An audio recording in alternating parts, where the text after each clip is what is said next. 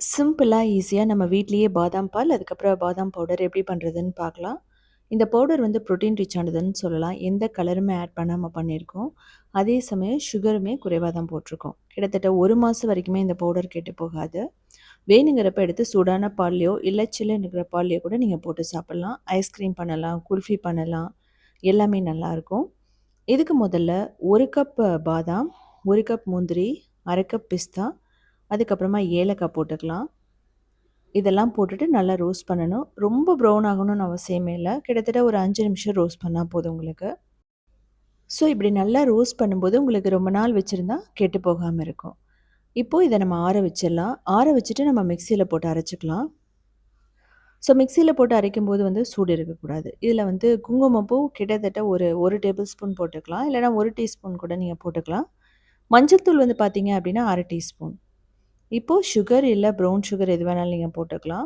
தேவையான அளவு போட்டுட்டு, நல்ல ஓரளவுக்கு ஃபைன் பவுடரா அரைச்சுருங்க. ரொம்ப நேரம் அரைச்சீங்கன்னா, அது வந்து ஒண்ணோட ஒண்ணு ஒட்டிக்கும். ஸோ இது ஆறுனதுக்கப்புறமா நம்ம ஒரு ஏர்டைட் கண்டெய்னர்ல போட்டு வச்சிடலாம். நீங்க ஆறாம போட்டீங்க அப்படின்னா, அந்த ஸ்டீம் அப்படியே இருக்கும். அப்படிங்கும்போது சீக்கிரமா கெட்டு போக சான்சஸ் இருக்கு. இது வந்து பார்த்தீங்க அப்படின்னா, வேணுங்கிறப்ப எடுத்து நம்ம குல்ஃபியாவோ, இல்ல பாதாம் பாலாவோ போட்டு குடிச்சுக்கலாம். சிம்பிளா லட்டு மாதிரி கூட நீங்க குழந்தைகளுக்கு குடுக்கலாம். ஒரு நல்ல புரோட்டீன் ரிச்சான ஸ்நாக்ஸ்ன்னு சொல்லலாம். இப்போ வந்து பார்த்தீங்கன்னா, ஒரு 1/2 லிட்டர் பால் எடுத்துக்கலாம். நம்ம இதெல்லாம் பாதாம் பால் பண்ண போறோம். இதில ஒரு 4 டேபிள் ஸ்பூன் இந்த பவுடர் போட்டுக்கலாம். இத வந்து நீங்க கட்டி இல்லாம மிக்ஸ் பண்ணணும். இது கொதிச்சு வரதுக்கு ஒரு 5 நிமிஷம் ஆகும். நல்லா மிக்ஸ் பண்ணிடுங்க.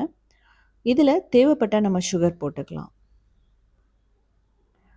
ஸோ வெயிட் லாஸ்ன்னு அப்படின்னு போகும்போது நீங்க ப்ரவுன் சுகர் கூட போடலாம்.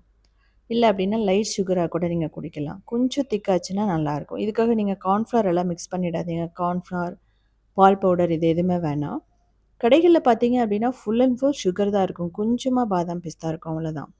பாதாம், முந்திரி எல்லாம். ஸோ இப்படி செய்யும்போது வந்து பார்த்தீங்கன்னா, நம்ம வீட்லயே வந்து ரொம்ப சிம்பிளா பண்ணிடலாம். 5 நிமிஷம் தான் ஆகும் அத ரெடி பண்ணுறதுக்கு பவுடர். இப்போ பாருங்க நல்லா கொதிச்சு திக் ஆயிட்டிருக்கு. நீங்க வந்து வெயிட் லாஸ்ன்னு போம்போது பாதி பால், பாதி தண்ணி ஊத்தி கூட நீங்க குடிக்கலாம்.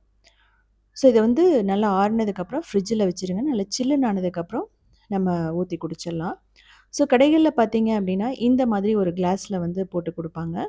ஸோ இதில ஊத்தி நீங்க ஃப்ரீசர்ல வச்சுட்டீங்க அப்படின்னா, ஒரு 30 மினிட்ஸ்ல சூப்பரா ரெடி ஆயிடும். ஸோ இதே மாரி சிம்பிளான யூனிக்கான ரெசிபீஸ் வேணும் அப்படின்னா, நீங்க ஒத்துமை கிச்சன ஃபாலோ பண்ணலாம். கிரியேட்டிவ் வேர்ல்டுன்னு இன்னொரு சேனலும் இருக்கு. அதிலயுமே 2000 ரெசிபீஸ் இருக்கு.